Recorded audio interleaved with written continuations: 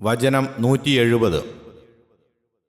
വ ഇദാ ഖീല, പറയപ്പെട്ടാൽ, ലഹും അവരോട്, ഇത്തബിഉ പിൻപറ്റുവിൻ, തുടരുവിൻ, മാ അൻസലല്ലാഹു അല്ലാഹു അവതരിപ്പിച്ചതിനെ, ഖാലു അവർ പറയും, ബൽ പക്ഷേ, നത്തബിഉ ഞങ്ങൾ പിൻപറ്റും, മാ യാതൊന്ന്, അൽഫൈന അലൈഹി അത് പ്രകാരം ഞങ്ങൾ കണ്ടെത്തിയിരിക്കുന്നു, ആബാഅന ഞങ്ങളുടെ പിതാക്കളെ, പൂർവീകന്മാരെ, അവലൗകാന ആയിരുന്നാലുമോ, ആബാഉഹും അവരുടെ പിതാക്കൾ, ലാ യഅഖിലൂന അവർ ഗ്രഹിക്കുകയില്ല, വലാ യഹ്തദൂൻ അവർ സന്മാർഗം പ്രാപിച്ചിരുന്നതുമില്ല.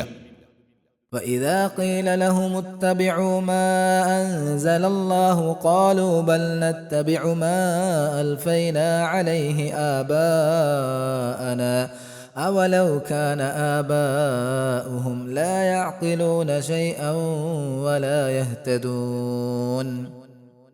അല്ലാഹു അവതരിപ്പിച്ചതിനെ പിൻപറ്റുവീൻ എന്ന് അവരോട് പറയപ്പെട്ടാൽ അവർ പറയും, ഇല്ല, പക്ഷേ ഞങ്ങളുടെ പിതാക്കളെ ഞങ്ങൾ ഏതൊരു പ്രകാരത്തിൽ കണ്ടെത്തിയോ അത് ഞങ്ങൾ പിൻപറ്റും. അവരുടെ പിതാക്കൾ യാതൊന്നും ബുദ്ധി കൊടുത്തു ഗ്രഹിക്കാതെയും സന്മാർഗം പ്രാപിക്കാതെയും ആയിരുന്നാലുമോ, അഥവാ എന്നിരുന്നാലും അവരെ തന്നെ പിൻപറ്റുമോ. വചനം 171.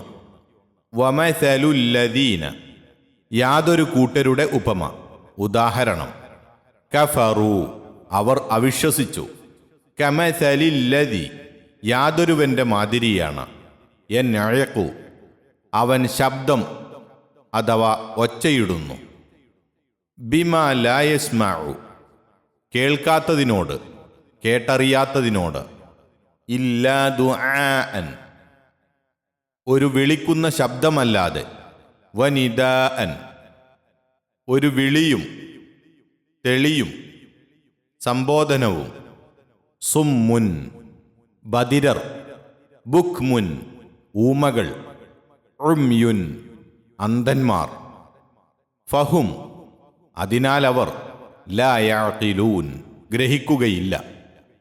وَمَثَلُ الَّذِينَ كَفَرُوا كَمَثَلِ الَّذِي يَنْعِقُ بِمَا لَا يَسْمَعُ إِلَّا دُعَاءً وَنِدَاءً صُمٌّ بُكْمٌ عُمْيٌ فَهُمْ لَا يَعْقِلُونَ.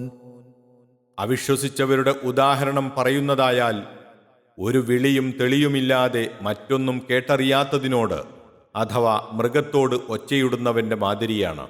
അതെ, ബധിരന്മാർ, ഊമകൾ, അന്ധന്മാർ, അതിനാൽ അവർ ബുദ്ധി കൊടുത്തു ഗ്രഹിക്കുകയില്ല. 170, 171 എന്നീ വചനങ്ങളുടെ വിശദീകരണം. സത്യവും തെളിവും അന്വേഷിച്ചറിയുവാൻ തുനിയാതെയും അത് വിവരിച്ചു കൊടുത്താൽ സ്വീകരിക്കുവാൻ തയ്യാറില്ലാതെയും പൂർവികന്മാരുടെ വിശ്വാസാചാരങ്ങളെ അനുകരിച്ചു വരുന്ന സമ്പ്രദായത്തെക്കുറിച്ചുള്ള ആക്ഷേപമാണ് ആദ്യത്തെ വചനത്തിൽ കാണുന്നത്. അള്ളാഹുവിന് സമന്മാരെ ഉണ്ടാക്കുക, അനുവദനീയമായ ചില വസ്തുക്കളെ നിഷിദ്ധമാക്കുക പോലെയുള്ള ദുർമാർഗങ്ങളെല്ലാം ആ സമ്പ്രദായത്തിൻ്റെ സന്തതികളാണല്ലോ. ഈ അന്ധമായ അനുകരണ രോഗം ബാധിച്ചവരെ സത്യോപദേശം നൽകി നേർമാർഗത്തിലേക്ക് വരുത്തുവാൻ സാധ്യമല്ലെന്ന് രണ്ടാമത്തെ വചനത്തിൽ ചൂണ്ടിക്കാട്ടുന്നു.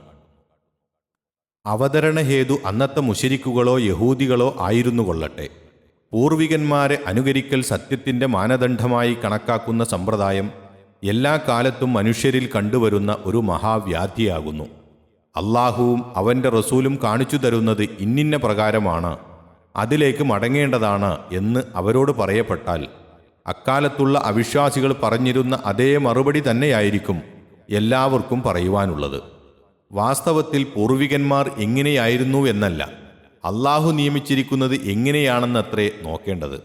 അള്ളാഹുവിൻ്റെ നിയമങ്ങൾ അനുസരിച്ചു തന്നെയാണ് പൂർവികന്മാരുടെ നടപടിയെങ്കിൽ അതിൽ ആക്ഷേപിക്കുവാനൊന്നുമില്ല. അവരെ അതിൽ പിന്തുടരുന്നത് ആവശ്യവുമാണ്.